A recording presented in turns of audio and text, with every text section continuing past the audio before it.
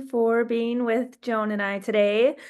We really wanted to push this training in particular just because, spring market, the likelihood of you needing to write in competition is higher right now. We've been hearing that a lot of people have been writing in competition again. This probably won't go away for a while. We just wanted to do a refresher on the GMAR Addendum AC, that additional contingencies addendum that was new, I think, 2 years ago in 2023. So, all right. As always, you guys stop at any time with questions. Then, yeah, we'll get on with it. So, all right. So again, this is the Additional Contingencies Addendum, and it was developed by the GMAR, so that's our local association again. So this is most likely just being used, not most likely, so this is primarily being used within our local market. So it combines the inspection contingency, that threshold language, the appraisal gap language, and the escalation clause, excuse me. And they wanted to, their goal with it was to establish consistency across the marketplace. And it is, of course, optional. You are not required to use it. And also, a lot of like the impetus for creating this too was there was a lot of different versions of these expansions like floating around in different contracts. So they wanted again to have more consistent language and have everybody kind of operating on the same page. So there will still be a difference of opinion on interpretation. So actually Joan and I and Kimmy just ran into this last week with a different interpretation of how some language was used around the escalation clause. So what we want you guys to hear with that is just, you could still get pushback from other agents in terms of how things are written or interpreted in the contract, just like any language in any of our contracts, right? So that's nothing new, but just, if there are issues or pushback, you'll just come to your compliance brokers, of course, so to help you through that. Then next, consultation with lenders. So we're making a point here to say that especially around the appraisal gap, there are other parties within the transaction that we're going to want you to consult before employing some of these contingencies. So, and we'll talk more about that when we get to that section. And again, transactions are always case by case. So there may or may not be a need for using the addendum AC.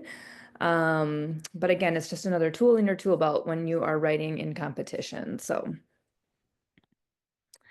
you'll be able to find the addendum AC in our global packets, of course. I'm highlighting this here because it's right next to our Greater Milwaukee Association of Realtors Addendum A. And then here's the AC. So they're right next to each other. If you hover over it, you can see which one is which. So we've got the A here and then the AC over here. All right, so we'll get right into it. So this is the top of the contract. So this should all look familiar. The addendum is made part of the offer to purchase dated, and you'll insert the date there. On lines 2, you will insert the buyer's name, of course.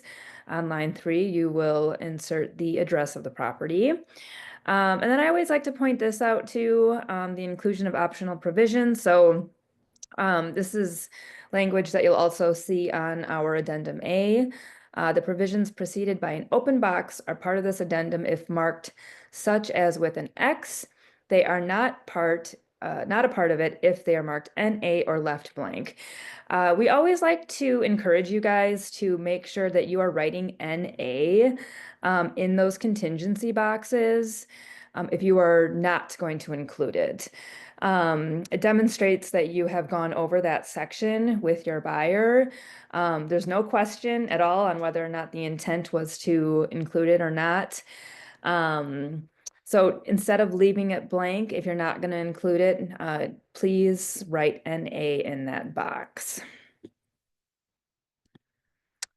All right, the inspection threshold language. So again, the inspection threshold language is an expansion of the inspection contingency that's in the offer to purchase. So if you have marked that there's an inspection contingency and you want to use the threshold in competition, then you're going to come here and mark an X, and this is how it reads. So buyer agrees not to submit any notice of defects or amendment for repairs, replacement, credit, or price reduction under the inspection contingency in the offer, unless the cumulative estimated cost to repair or replace the defects identified in the inspections exceed, and then you're going to put a dollar amount in that line 10.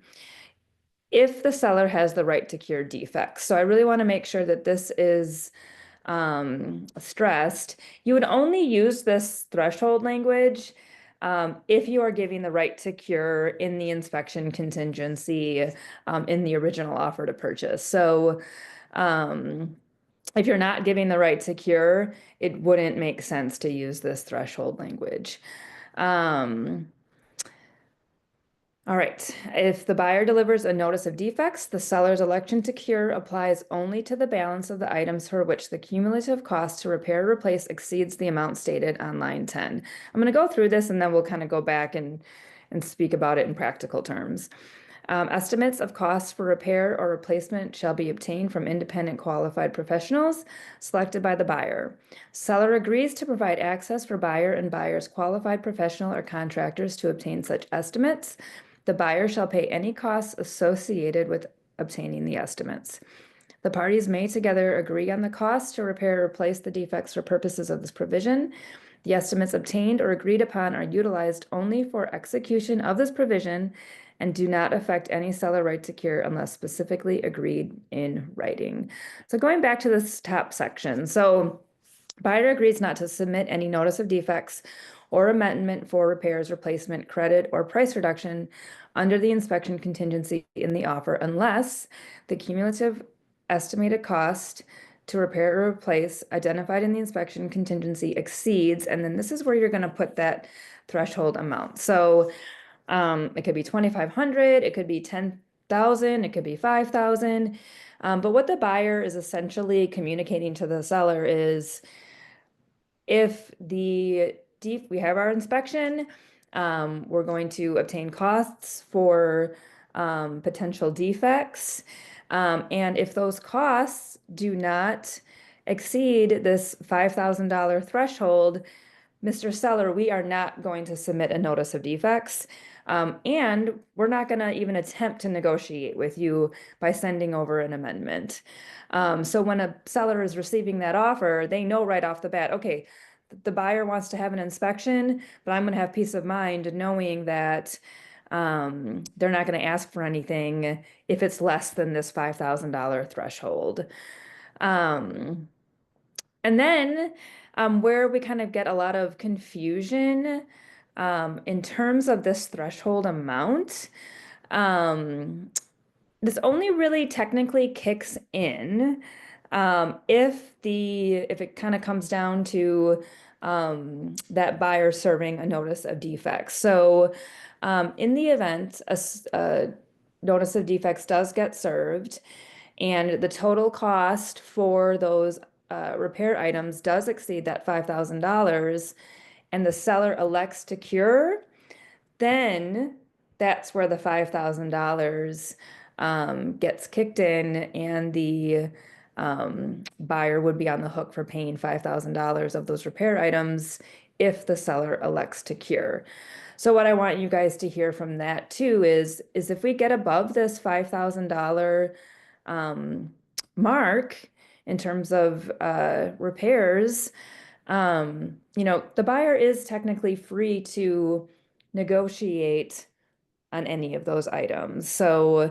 Um, so again, it's just you're saying to that buyer, sorry, you're saying to that seller, we're not going to negotiate with you if it falls under that 5,000. But if it does get above this 5,000 mark, um, buyer and seller will just negotiate as normal.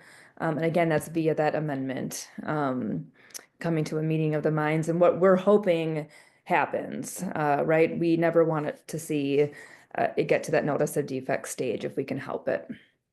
Okay. Um, so the seller agrees to provide access for the buyer and the buyer's qualified professionals. I'm back down to 13 and 15, the lines I mean. Um, and the buyer shall pay any costs associated with obtaining these estimates. I think this is really helpful when you're going through this with your buyer. It says right in here that the buyer is going to pay for those estimates if there is a cost associated. And we just want to right size expectations for our buyers. That note is also in the offer to purchase inspection contingency as well. So just another reminder that Mr. Buyer, you are going to be, the expectation is that you are paying for this. Down here then, lines 19 through 27, it gives more options that the buyer can give to the seller. So line 20, and if you check this provision, then you're going to include it. The buyer may choose to allow the seller to also obtain estimates. So line 20, seller may also obtain estimates by an independent qualified professional and delivered to the buyer by the deadline for the inspection contingency, if delivered before any notice of defects is delivered to the seller or the buyer. So let me continue. If the seller timely delivers such estimates and the estimates differ from the buyer's estimates for the same items, the parties agree that they will average the different estimates for each affected item to arrive at the costs for the purposes of this provision. So buyer is saying to the seller, I'm going to get estimates, but you can go ahead and get estimates, and those can be considered in our negotiation if it gets down to that point. We can average the two. It's also important to note that the seller needs to timely deliver these estimates. So if the buyer has obtained estimates and they determine from there that they want to serve a notice of defects, if the seller has not gotten those estimates over to them by the time that notice of defects happened, then the seller can't use those estimates in terms of doing that average. And then just practically speaking, I don't see any reason why you wouldn't allow the seller to obtain their own estimates as well. So if you have a question about, well, should we do that? I think we definitely think it's perfectly acceptable and see no reason why you wouldn't want to allow the seller to obtain their own estimates. The next provision that you can check here on line 25, either party may extend the original deadline for the inspection contingency by blank days, and it's 5 if you leave it blank, to allow for follow-up inspections and or obtaining estimates. Either party may do this by delivering written notice of extension if delivered to the other party prior to the expiration of the original deadline for the inspection contingency. So this is kind of nice too. So if you guys are coming up upon the deadline for the original inspection contingency, which, again, that deadline is noted in the original offer to purchase, and you guys have not come to an agreement yet, or maybe you're still working on obtaining some estimates. By checking this box, either party could just automatically extend the inspection contingency deadline by 5 days. So also just kind of a nice, I think a nice provision to add so that people are not scrambling. So, all right. And then just some other notes here. So line 9 uses the cumulative and adds an S to the word defect. So we got questions on this. So therefore, it can be used for one or more item. If one item is above the number on line 10, the notice could be given, or if all the items add up to the number on line 10, the notice or amendment could be sent. So really that just means if one item costs more than that $5,000 threshold, you could serve the amendment. Sorry, serve the notice or amendment. If multiple repair items, maybe individually they are less than that $5,000 threshold, but if they add up to that $5,000 threshold, and again, I'm just using 5,000 in this example, it's whatever is named, um, then you could also serve the notice or attempt to negotiate with an amendment. So just want to make sure that that is noted. Um, Buyers agree not to send a notice or amendment if total costs fall under the threshold. So we've already gone over that. And then if the seller elects to cure, the seller will only be responsible for the cost to cure the defects over the threshold on line 10. And then I included this conversational way to discuss this. So this is from Corey Lamont herself, she's the one who drafted this addendum AC for the GMAR. So the language is intended to say that if the buyer includes $5,000, and we've kind of already gone over this, but I think this is just helpful when you're presenting it to your buyers. But the language is intended to say that if the buyer includes $5,000 on line 10 and then provides a notice of defects for 10,000, the seller is only on the hook to cure the 5,000. The buyer basically has said, I am good to cover 5,000. Anything above that, seller, I am saying I need you to cover. In some markets, it is referred to as the inspection gap. So if you guys see that term floating around, it's one and the same with the threshold language. That way, the seller knows the buyer isn't coming to them until the repairs hit a certain amount. Obviously, the sellers like this in a seller's market. The buyer should be very honest with themselves about their breaking point financially. So, yeah, I mean, it's a big discussion with the buyers when you're including this. All right, any questions before I move on? Okay. If I would like to add in that, the buyer is considering what their gap is and they would allow to put on line 10 is Mhm. checking with their lender because they may be outside of the realm of what they can afford by offering that gap. So the lender may say, you don't have $5,000 to put into this. Yeah, good point. And then also same with the appraisal contingency that we're gonna just talk about next. Um, and we have it right here in bold. That buyers should consult with their lender on this one too. So, the way that this works, and again, I'll read the language and we'll talk about it in practical terms. So line 28, the buyer represents that the buyer has consulted with their lender before including this provision. So we like that that's actually just right in there. And a reminder for everybody to make sure that their buyer has consulted with their lender to make sure they've got the money to do this. So if the offer, line 29, Brett, if the offer includes an appraisal contingency and the appraised value is less than the purchase price, the buyer agrees to cover the difference up to blank. And that's the appraisal quote unquote gap. Buyer hereby represents the buyer has sufficient funds to cover the gap and amount financed in the financing commitment contingency in the offer. The buyer is hereby prohibited from sending a notice objecting to the appraised value unless the appraised value is lower than the purchase price minus the appraisal gap. So,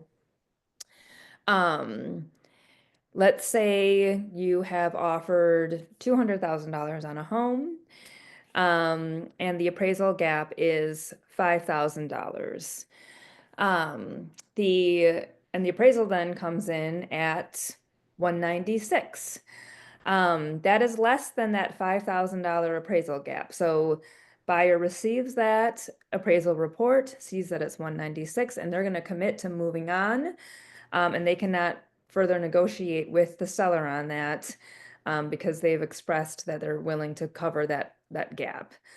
If that, taking that same example, if that $200,000 purchase price and it appraised at 190, then then the buyer is free to attempt to negotiate with the seller or uh, serve that notice of defects, sorry, notice, excuse me, of of what's the term I want here of of low appraised value um to the seller.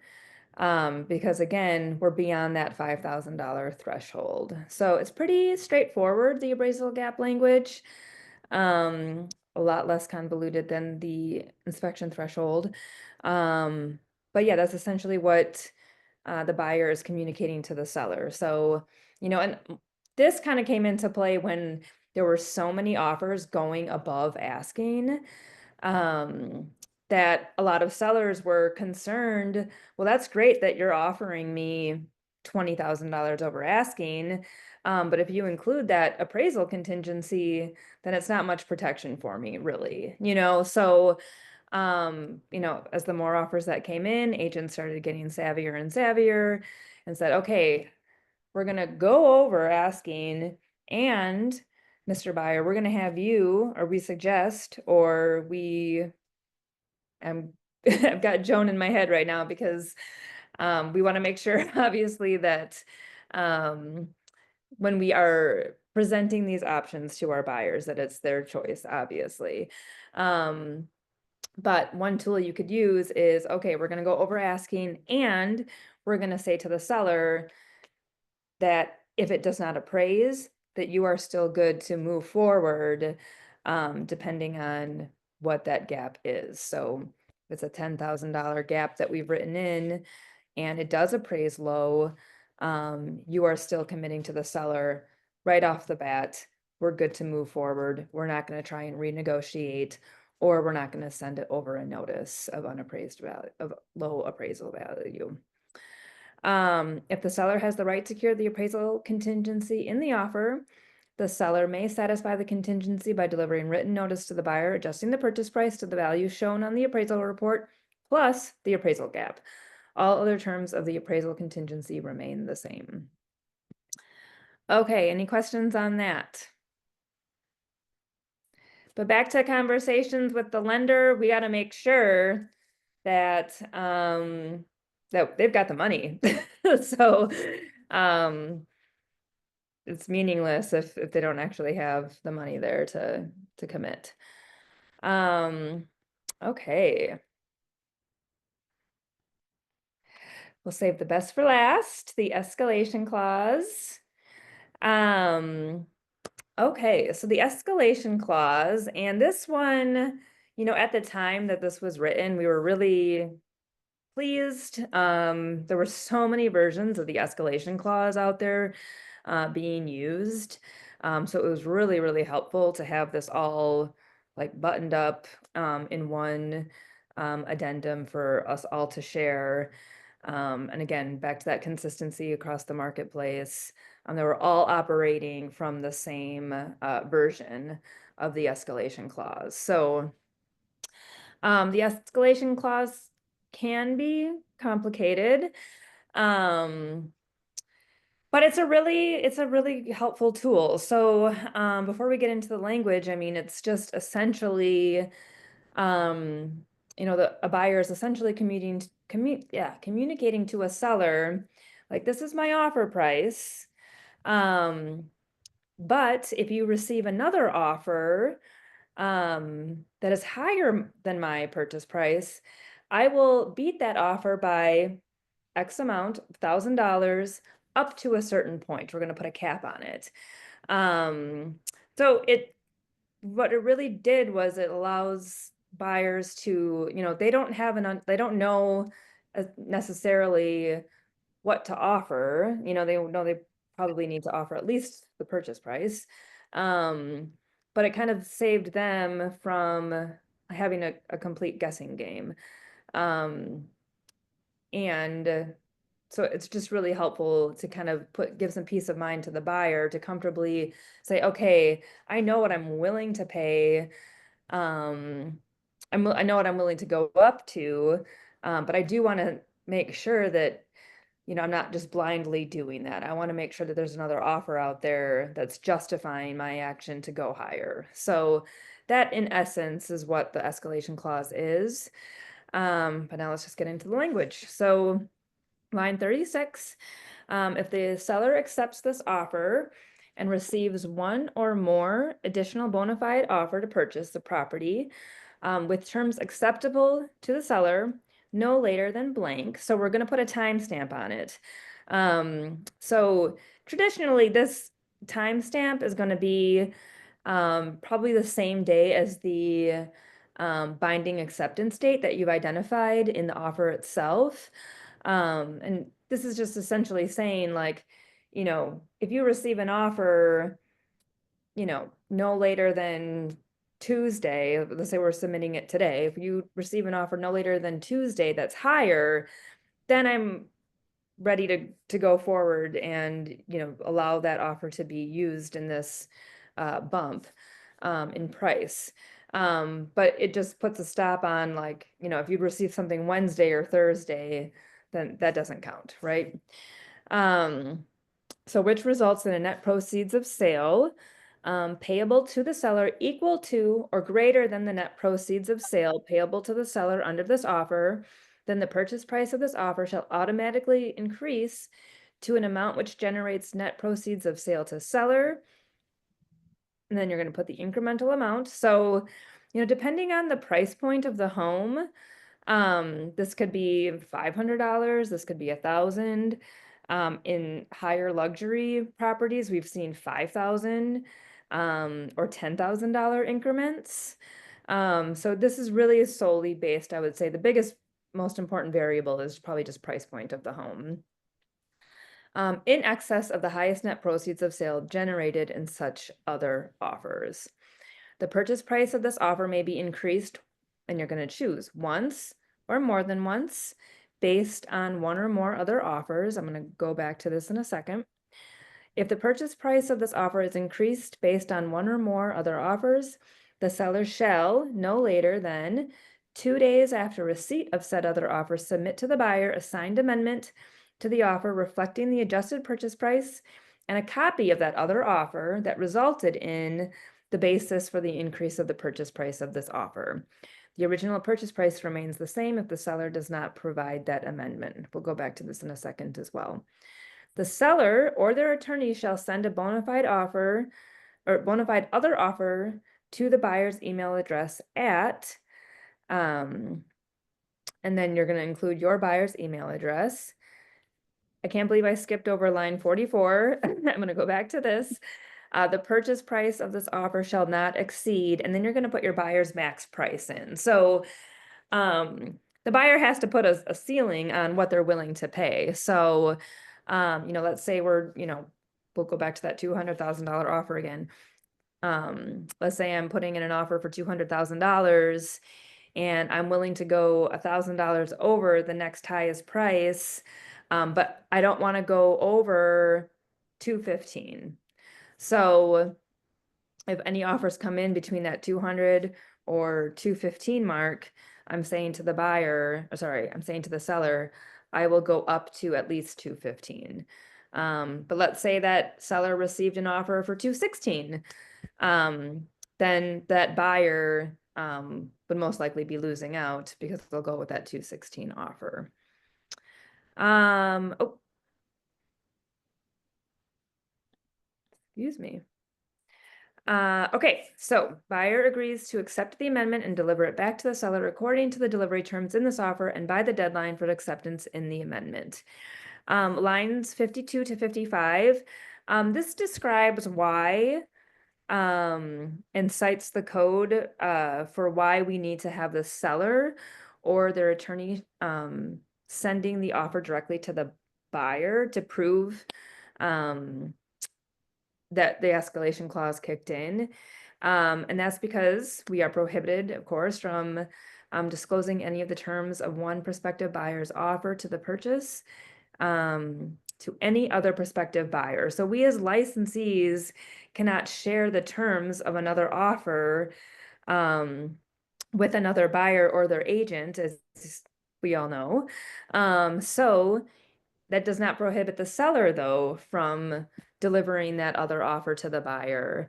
So they can communicate directly about it, but we as licensees cannot disclose those terms. So how this is all working then is, a seller accepts an offer with an escalation clause, and the escalation clause gets enacted. And that seller then is going to accept the offer. They're going to take the other offer, offer number two, that triggered the escalation clause here, and they're going to send that directly to the buyer number one, at their email address named on line 49. And they're going to send a copy of the amendment. Well, or the listing agent is going to send a copy of the amendment showing that increase in purchase price. Then the buyer number one is going to sign that amendment and send it back, raising that purchase price to the new purchase price based off of the escalation clause. Any questions before I move on? I'll circle back to lines 42 to 43. The purchase price of this offer may be increased once or more than once. So a buyer has an option here to let the seller know that I am willing to bump my offer by that incremental amount more than once if I wanted to. So it could essentially, two offers could bounce off of one another, and that purchase price could keep going higher until we get to that max. And we've got an example in the coming slides to show you guys what that looks like. I would say that what we're probably seeing more often than not is that buyer is allowing the seller to bump the incremental amount more than once. I think essentially the buyer is saying, as long as I don't go over this price, we're good. And it might be the case where they could lose out on the opportunity if they checkmarked that they were only able to bump it once. So again, in practice, I would say it's probably more advantageous to allow the buyer to let it bump more than once based off of multiple offers coming in with multiple escalation clauses. So that's where it gets kind of muddy. But again, higher rate of success, I would say more than once is what you should be advising. So, okay.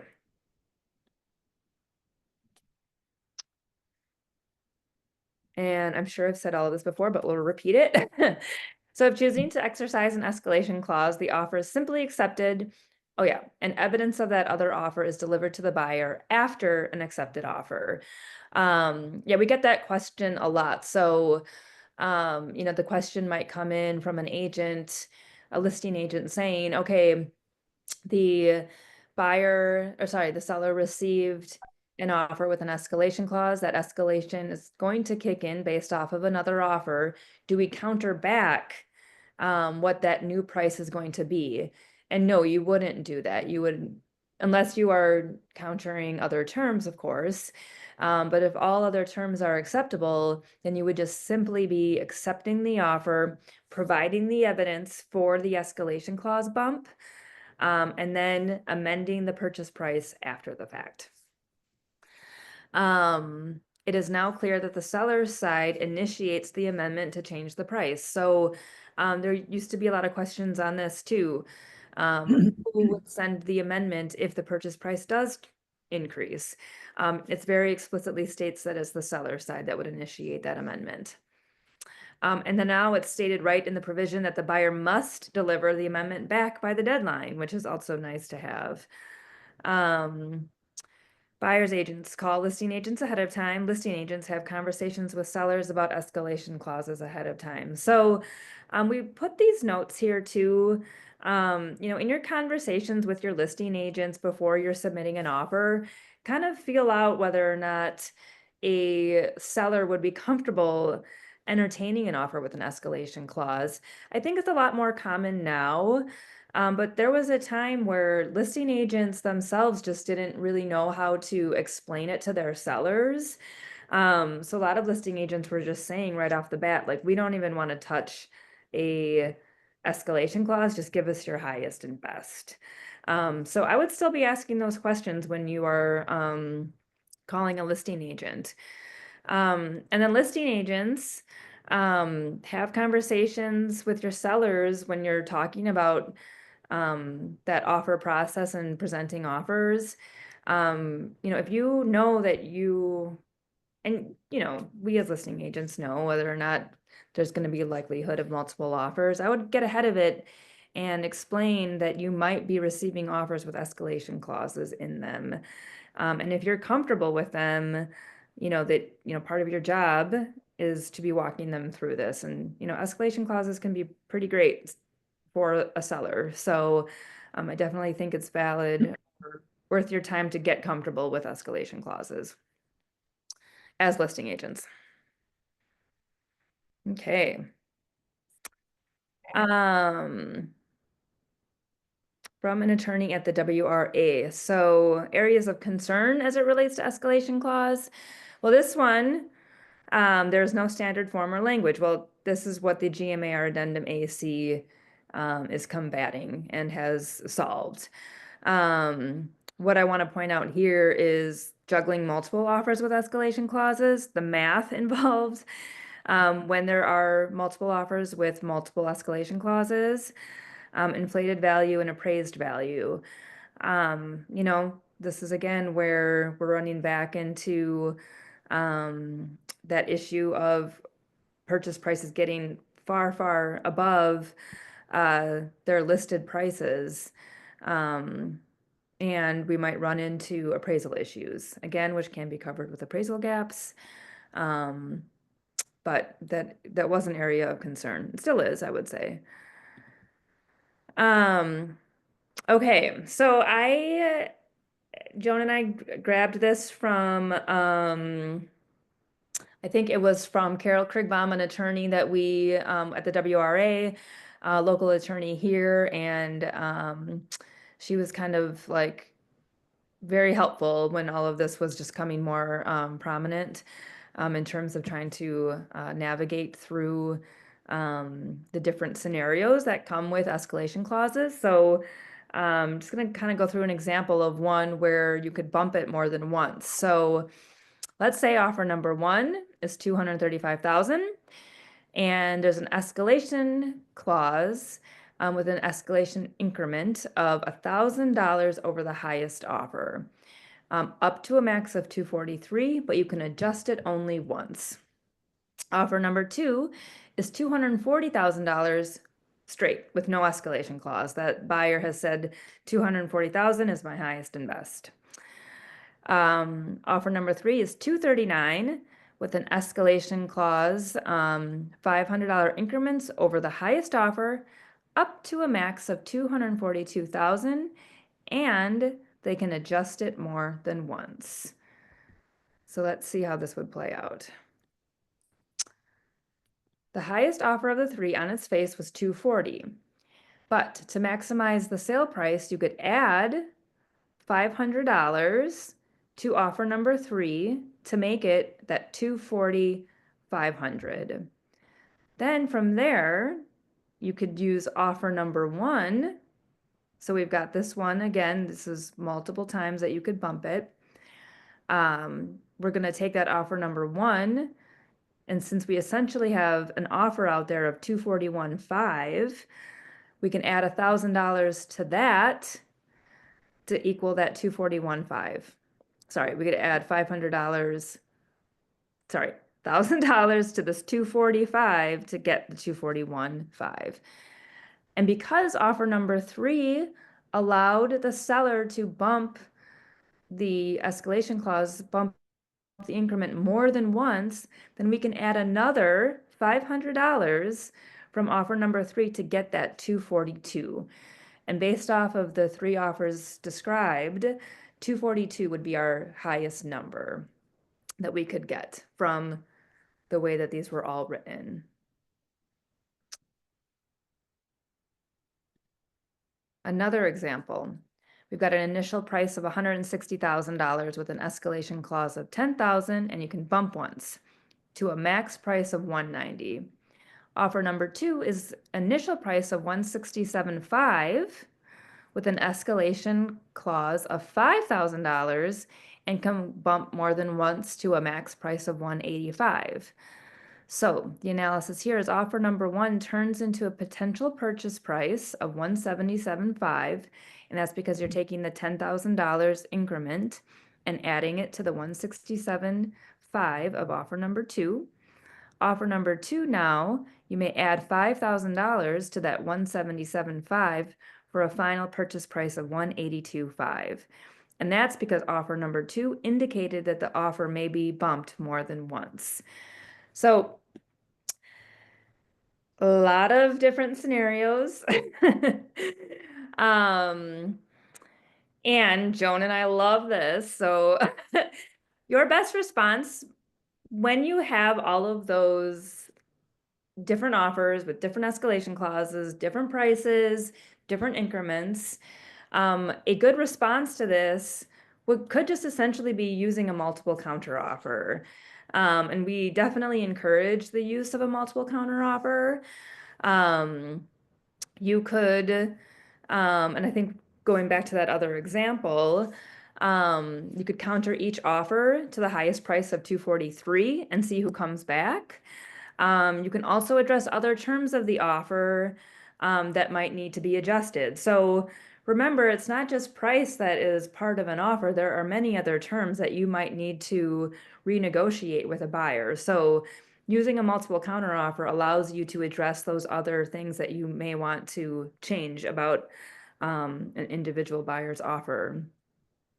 The seller gets another chance to choose from any buyers responding. So the way a multiple counteroffer works, and we've got our own individual trainings on this as well, but essentially, again, a multiple counteroffer is, a seller is sending multiple out to multiple buyers. Those buyers are either accepting that seller's multiple counter, or they're countering back yet again. But let's say I'm sending out 5 multiple counter offers as a seller. All buyers choose to accept. So I've got 5 accepted multiple counter offers. They come back to us as the seller. And then from there, the seller gets to choose which one that they want to go with. So it's a really nice tool that we think a lot of people forget about using.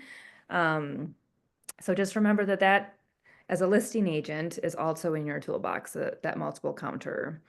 That way too, you know, you've got a sense of what a buyer is willing to go up to with these max prices named on the escalation clause.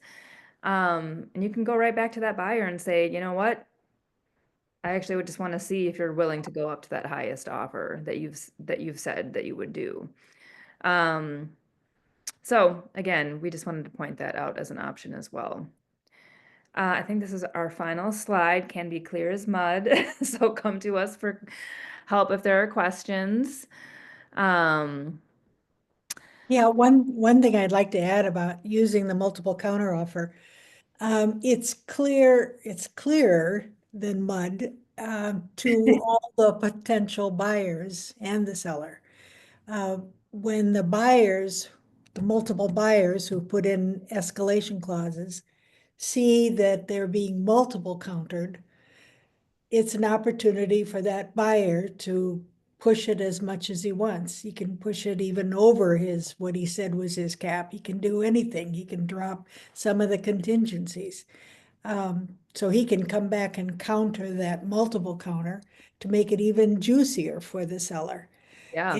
And the benefit of all this is that you don't have buyers whining and arguing and complaining and yeah, filing complaints and all sorts of things because they didn't understand the math, because they didn't have access to all the information. So the buyers that lose out on these kind of multiple excuse me, lose out on these multiple escalation clauses, it's hard to explain to them how they lost. And the more apparent how they lost with the multiple counter. Yeah. Yeah, I think we had instances of sellers, um, buyers, will see what something closes at Right. and they'll question, well, wait a minute, my max amount was this, but maybe the nature of that escalation clause didn't get it up to that point, so it's like they get mad for yeah, it's just, And then we hear from those buyers that lost out, yeah, rattling cages. yeah. Um, and then, in this instance that we had last week, there were multiple offers with multiple escalation clauses. And the buyer was questioning what the price should be. And yeah, using that multiple counteroffer probably would have cleared a lot up if that had been used. Not to say that um, not to say that the listing agent was at fault in any way. It's just, there would have been no question at all. So, any questions for us? Okay. Yeah, I want to look real quick to see what next week's training is. Oh, I think we're gonna go over I think this is helpful for seasoned agents just as much as new agents, but just like what to expect during the contract to close process. So, yeah. There's okay. a lot of words in that section, and they're not always read. So, Yeah. so we're going to highlight that. Yes. Okay. Thanks, guys, for being here. It was a good group. Yep.